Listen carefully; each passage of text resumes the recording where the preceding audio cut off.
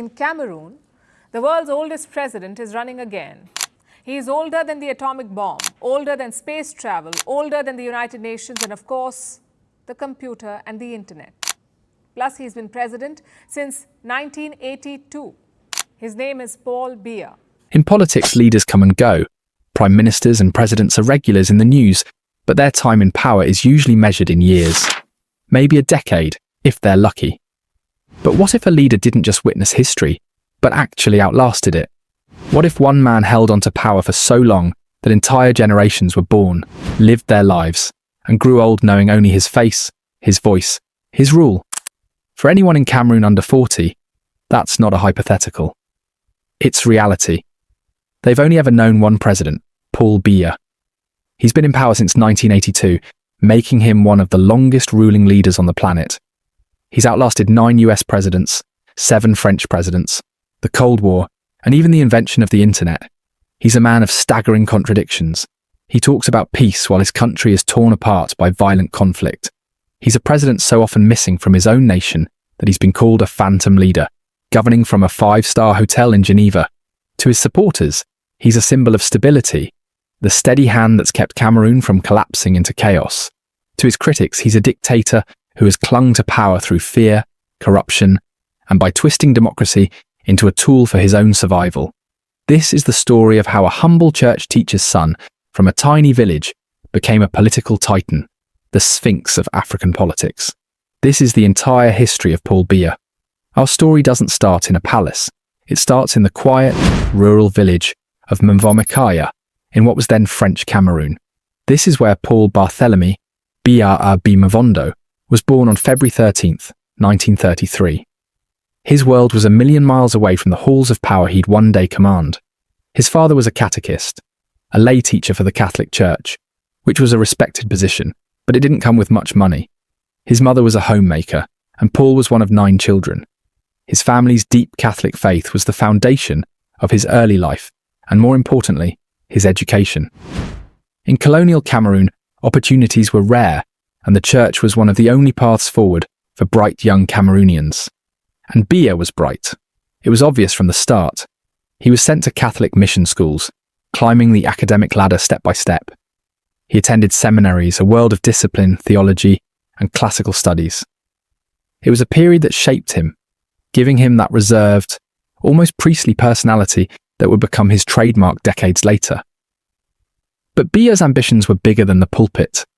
He made his way to the capital, Yaoundé, got his baccalaureate in philosophy, and punched his ticket to the next stage. France, the intellectual heart of the very colonial power that ruled his homeland. Paris in the 1950s was a whirlwind of ideas, especially for a young man from a colony about to be reborn. Biya enrolled at some of France's most elite institutions like Sciences Po, the legendary finishing school for future French presidents and diplomats. He soaked up law and political science, but what he was really studying was power. How it works, how to get it, and how to keep it. This wasn't just about books, it was a deep dive into the French way of thinking, of governing. He was, in effect, being trained to run a country. And right as he was finishing his studies, the world he'd left behind was changing forever.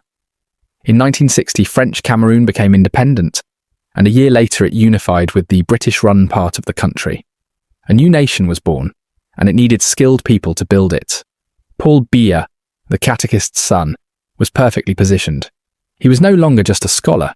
He was a technocrat, armed with the exact kind of knowledge that the new nation's first president, Ahmadou Ahidjo, was desperate for. The stage was set for his return, and for a political climb that would be as fast as it was brutal. When Paul Biya came back to Cameroon in 1962, he walked into a nation buzzing with the anxious energy of new independence. The country was a dizzying mosaic of over 250 ethnic groups, split by the legacies of 2 colonial powers, France and Britain. Running the show was President Ahmadou Ahidjo, a leader from the north who ruled with an iron fist, valuing national unity above all else. Ahidjo was building his state, and he needed loyal, smart administrators to do it. Paul Biya was the perfect fit. He wasn't some charismatic revolutionary or a fiery speaker. He was quiet, detail-oriented, and had a top-tier French education, which Ahidjo admired. Biya was a technocrat, a man of files and paperwork. That made him incredibly useful, and, just as importantly, seemed completely unthreatening. His rise wasn't just fast, it was meteoric. At just 29, he was immediately given a job at the very heart of the presidency. From there, he watched, he learned, and he mastered the winding corridors of power. Ahidjo saw in Biya a man who shared his vision for a disciplined, centralized state, and the promotions came quickly. Chief of Cabinet at the Ministry of Education, Secretary General of the same ministry. Then, in 1967, Director of the Civil Cabinet of the President, basically one of Ahidjo's top aides. By 1968, he had the powerful job of Secretary General at the presidency, making him the administrative engine of the entire government. Throughout this time, Biya built a reputation for being ruthlessly efficient and fiercely loyal. He was the perfect civil servant. He never spoke out of turn, never seemed to have any personal ambition. He was also from the Beti ethnic group in the south, different from President Ahidjo. In the delicate ethnic balancing act of Cameroonian politics, this made him a useful partner, not a rival. Ahidjo came to depend on him entirely. The final decisive promotion came on June 30th, 1975. President Ahidjo named Paul Biya Prime Minister, the second most powerful job in the country. Crucially, a constitutional change in 1979 made the Prime Minister the President's official successor. Looking back, it was a fatal mistake for Ahidjo. In picking a loyal deputy to manage the state, he had accidentally crowned his own heir. For 7 years, Biya served as Prime Minister, the ever-present, ever-quiet number 2. He ran the day-to-day government, while Ahidjo remained the supreme, almost king-like leader. They looked like the perfect pair. The stern, authoritarian father figure and his brilliant, devoted protégé. Nobody could have guessed that this carefully built partnership was about to explode, and that the quiet technocrat was about to inherit the kingdom. On November 4th, 1982, Cameroon was rocked. President Ahmadou Ahidjo, the man who had led the country since independence, the man whose power seemed absolute, went on the radio and made a stunning announcement. He was resigning for health reasons. He was only 58. People couldn't believe it. Ahidjo was the nation. For him to just walk away from power was unthinkable.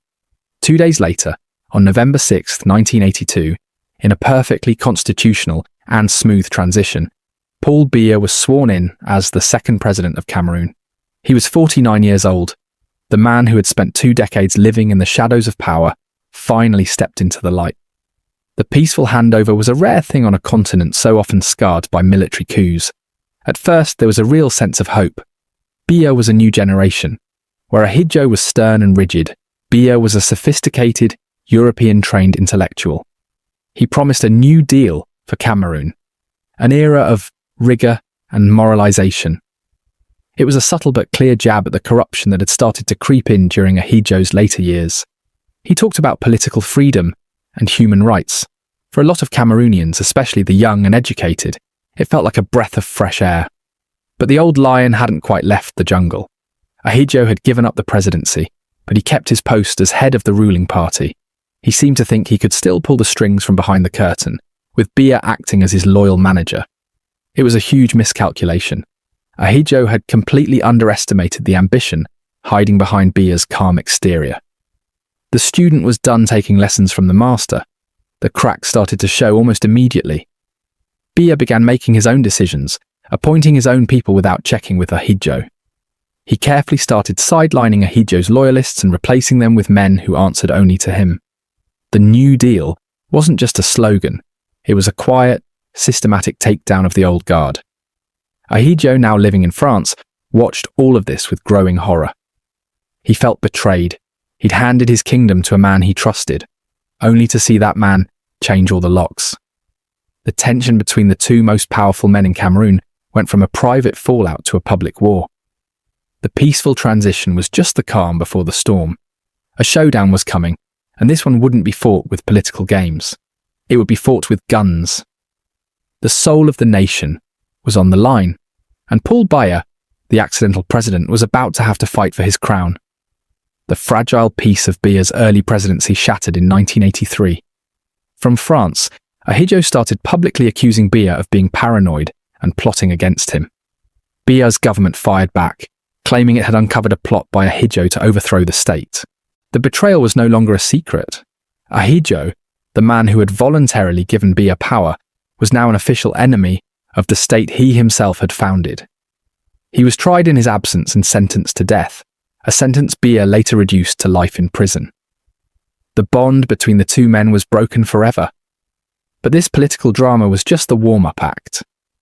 Behind the scenes, trouble was brewing in the Presidential Guard, an elite military unit filled with soldiers from Ahidjo's northern region. They were fiercely loyal to the former president and felt pushed aside by Biya's new government. They saw it as a southern president, purging the north. On the morning of April 6, 1984, they made their move. Rebel soldiers from the Guard launched a violent coup. They seized the airport in Yaoundé, took over the national radio station, and launched a direct assault on the presidential palace. The fighting was fierce. For days, the capital was a war zone. The sound of heavy gunfire and explosions echoed through the streets as the rebel guards fought army units still loyal to Biya. This was the ultimate test. Biya was a bureaucrat, not a soldier. During the worst of the fighting, he was reportedly hidden in a bunker beneath the palace, his presidency hanging by a thread. For a moment, it really looked like his short time in power was over. The rebels even announced on the radio that they were in control, but the coup was sloppy. The rebels failed to cut the phone lines, which allowed loyal parts of the army to coordinate and fight back. After 2 days of brutal fighting that left hundreds, maybe even over 1,000 people dead, the coup was crushed. Paul Biya survived, but he was a changed man. The quiet technocrat had stared into the abyss. The experience hardened him and burned away any leftover idealism he might have had. From that day on, his number one goal became survival. The aftermath was swift and brutal. Biya launched a massive purge of the military and the government. Anyone even suspected of being disloyal, especially people with ties to Ahidjo or the north, was arrested. Secret trials were held, and dozens of people were executed. The crackdown was ruthless and cemented a new climate of fear. The failed coup gave Biya the perfect excuse to seize absolute power. He didn't have to pretend to be a reformer anymore.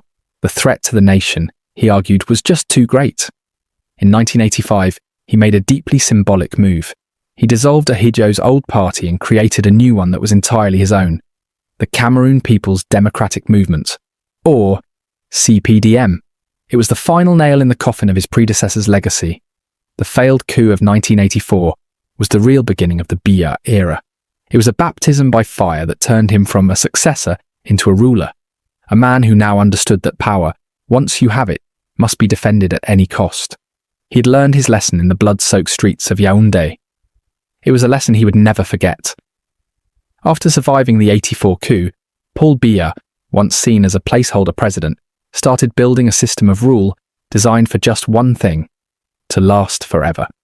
The mask of the liberal technocrat was gone, replaced by the shrewd, distant persona of a political survivor who would come to be known as the Lion Man. He vanished from the public eye, creating an aura of mystery and ruling not with charisma, but through a tangled web of loyalty and control. First, he centralized power like never before. He turned his new ruling party, the CPDM, into an extension of the state itself. If you wanted a government job or a position at a state-owned company, you had to be a party member. The CPDM became the gatekeeper of all opportunity, guaranteeing a massive base of people whose livelihoods were tied directly to Biya's. He ran unopposed in the 84 and 88 elections, winning with landslide margins that were little more than a formality in a one-party state.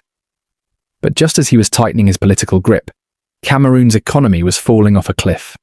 In the 1980s, the global prices of the country's main exports, oil, cocoa, and coffee, collapsed. The oil money that had paid for years of relative prosperity suddenly dried up. The government was broke. The Biya regime had to go to the International Monetary Fund and the World Bank for a bailout. The price was high. Brutal, structural adjustment programs. This meant huge cuts to public spending, selling off state companies, and devaluing the currency.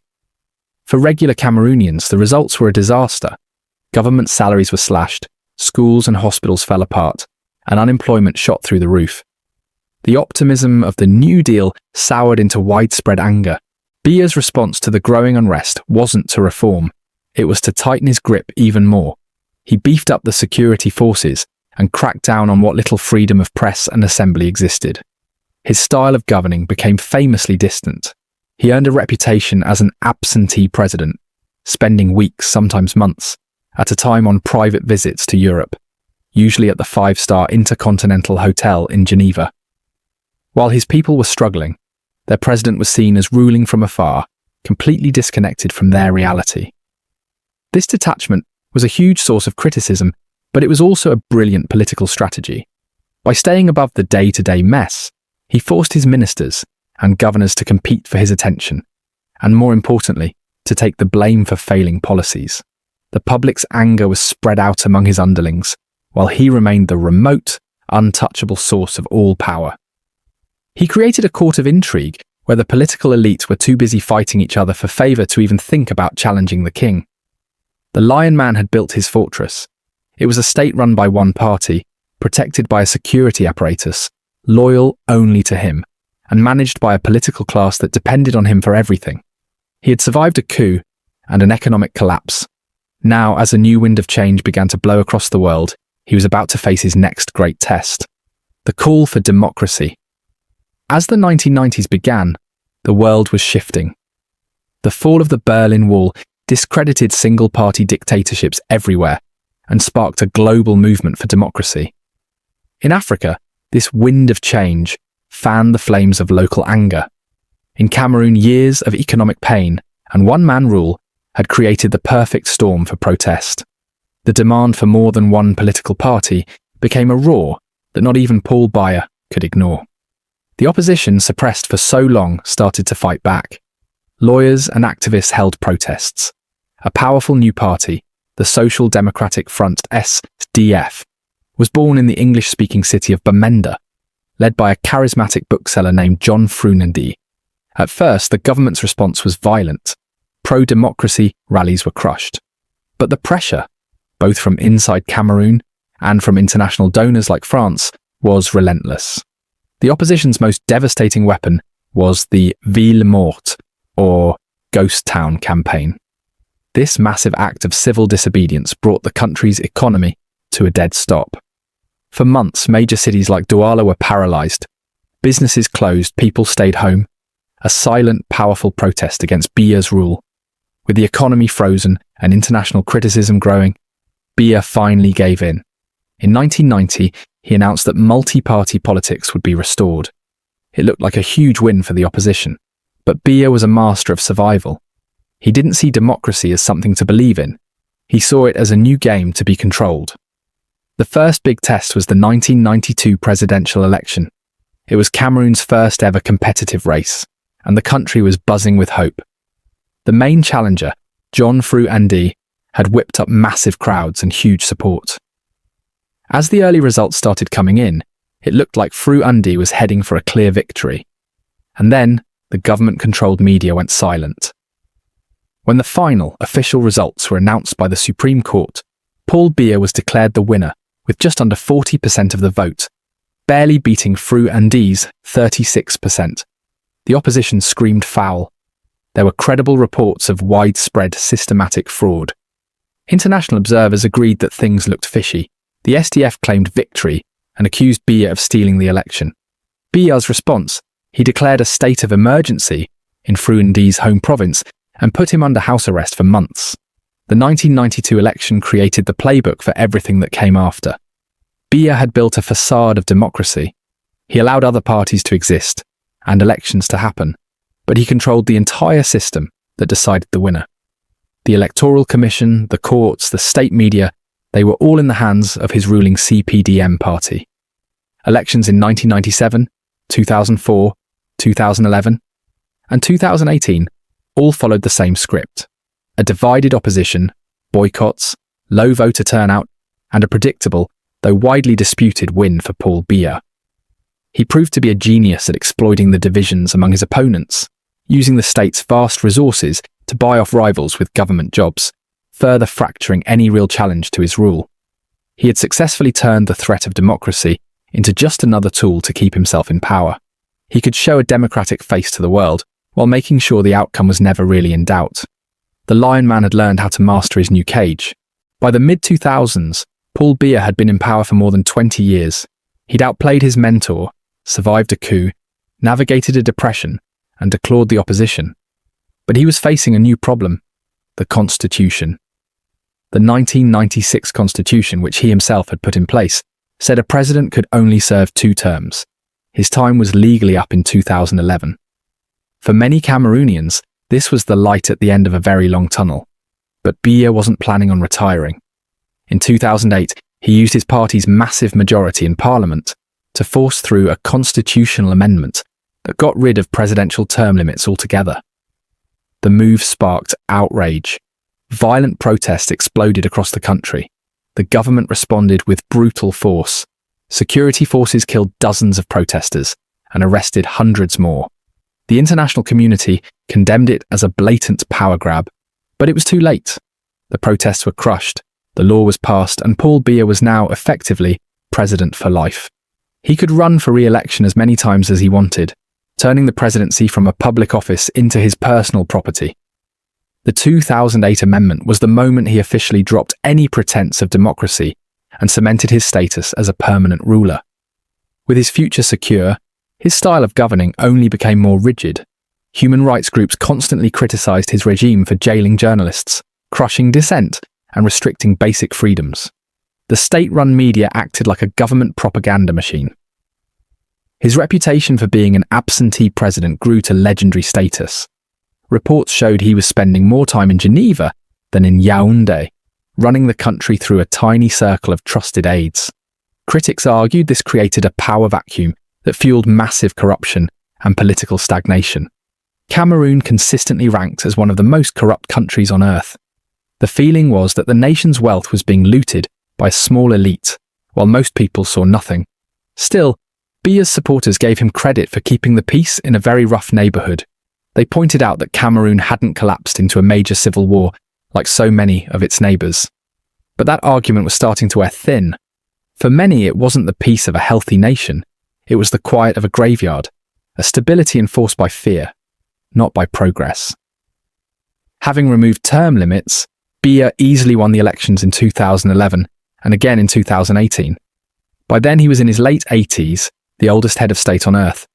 The question was no longer if Biya would leave power, but how. The country had become so tied to one man that it was hard for anyone to imagine a future without him. The forever president had won his prize of permanence, but in doing so, he created a system so brittle that it raised a terrifying question. What happens when he's finally gone? As Paul Biya's reign stretched into its 4th decade, the national conversation started to shift. People began looking past the man himself and toward his family, wondering with growing anxiety about who would come next. In a system where one person holds all the power, the president's private life and the ambitions of his inner circle became a subject of intense national gossip. Biya's personal life has been one of both tragedy and glamour. His first wife, Jeanne Irene, was a quiet figure who mostly stayed out of the spotlight. When she died in 1992, the official cause was a short illness, but dark rumours that she didn't die of natural causes have persisted for decades, though they've never been proven. From that marriage came his oldest son, Frank Biya. For years, Frank was kept far from politics, building a career in business. In 1994, the 61-year-old president married Chantal Vigoureau, a woman 37 years younger than him. As First Lady, Chantal Biya was a complete change of pace. Where Jeanne Irene was discreet, Chantal was flamboyant, famous for her glamorous style, designer outfits, and her signature towering hairstyles. She became a very public figure, launching charities and travelling the world with the president. More recently, it's Biya's children who have captured the public's attention. His daughter Brenda Biya became a social media star, known for openly documenting her lavish lifestyle online. In 2024, she caused a national firestorm after publicly revealing she was in a same-sex relationship, a stunningly brave act in a country where homosexuality is a crime. The event highlighted the deep divide between Cameroon's conservative laws and the changing attitudes of its youth. But the real obsession is succession. As Biya gets older and is seen less and less in public, The question of who will replace him has consumed the country. For decades, Biya has deliberately refused to name a successor, a classic dictator's trick to stop anyone from becoming powerful enough to challenge him.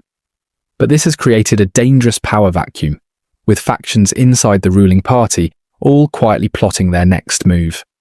In the last few years, a Frankist movement has appeared, pushing the president's oldest son, Paul Biya, as the heir. Supporters have held rallies and put his face on billboards, trying to frame him as the man who can carry on his father's legacy. This has sparked fears of a dynastic succession, like in other African countries. But Frank himself has said very little, and no one really knows if he actually wants the job, or if he's just a pawn in a much bigger game. Other powerful figures are also in the running, like Ferdinand Ngogo, the Secretary General of the Presidency, who has become a kind of de facto Prime Minister during Biya's long absences. The intense jockeying for position among these rivals threatens the very stability that Biya's supporters claim is his greatest legacy. The next presidential election, scheduled for October 2025, is seen as a turning point. While the 92-year-old Biya is expected to run for an 8th term if he can, the election is really about what comes after. The nation is at a crossroads. Will there be a smooth transition to a chosen heir, like his son? Or will Biya's departure finally unleash the chaotic power struggle that he has kept a lid on for so long? The future of Cameroon, a nation shaped for over 40 years by one man, is hanging in the balance. Paul Biya's rule is a tangled web of stability and repression, of peace and fear. From his early promises of a new deal to the violent crises that have defined his later years, his legacy is one of the most debated in modern history. What do you think is his most defining impact on Cameroon? Let us know your thoughts in the comments below. And if you're finding this history compelling, make sure to subscribe and hit the notification bell so you don't miss our next deep dive into the figures who have shaped our world. For decades, the bedrock of Paul Biya's rule was the argument that he kept the peace. While other countries in the region were being torn apart by war, Cameroon, he claimed, was an island of stability. But in the final years of his reign, that foundation has completely crumbled. Multiple violent crises have shattered the myth of Cameroonian peace and now pose the biggest threat to his 4-decade-long presidency. The worst of these is the Anglophone crisis. The conflict's roots go back to the very creation of Cameroon, when a large French colony merged with a smaller British one. From day one, the English-speaking minority in the northwest and southwest regions complained that they were being marginalised, that their unique legal and educational systems were being erased by the French-speaking majority. For years, these complaints just simmered. In 2016, they boiled over. Protests led by English-speaking lawyers and teachers were met with a violent crackdown from government security forces. The state's brutal response radicalised the movement. What started as a protest for more autonomy turned into a full-blown armed fight for independence. Militias sprang up, demanding a new nation they call Ambazonia. Since 2017, the Anglophone regions have been trapped in a brutal guerrilla war. The conflict has been a catastrophe. Armed clashes, kidnappings and revenge attacks on civilians by both government soldiers and separatist groups are now a part of daily life. Entire villages have been burned to the ground. The human cost is staggering. Over 6,500 people killed and hundreds of thousands forced to flee their homes. A generation of children has lost their education as separatists enforce school boycotts, often through violence. Biya's government has refused to negotiate in any meaningful way, labelling the separatists as terrorists and opting for a purely military solution. This hardline approach has only made the conflict worse, trapping the regions in a cycle of violence with no clear way out. And as if one war wasn't enough, Cameroon has also been fighting the jihadist group Boko Haram in its far north region. For over a decade, the group has been launching deadly raids from its bases in Nigeria. The conflict has killed thousands of Cameroonians and created a severe humanitarian crisis. The Cameroonian army, already stretched thin fighting in the Anglophone regions, has struggled to contain the threat. These two wars, raging at opposite ends of the country, have shattered the narrative of peace and unity that was once Biya's calling card. The very stability he promised has unravelled into violence and despair. His long rule, which his supporters once saw as a shield against chaos, is now seen by his critics as the primary cause of it, a long period of stagnation that allowed grievances to fester until they finally exploded. The kingdom built on the promise of peace is now a kingdom on fire. Paul Biya's journey from a small village to the absolute centre of power is one of the most incredible political stories of our time. It's a story of sharp intellect, raw ambition, and ruthless survival. He began as a product of the colonial system, mastered its machinery, and then inherited a nation. He promised a new deal of openness, only to build one of Africa's most unshakable authoritarian states after surviving a baptism by fire. For over 40 years, he has been the immovable object at the centre of Cameroon's universe.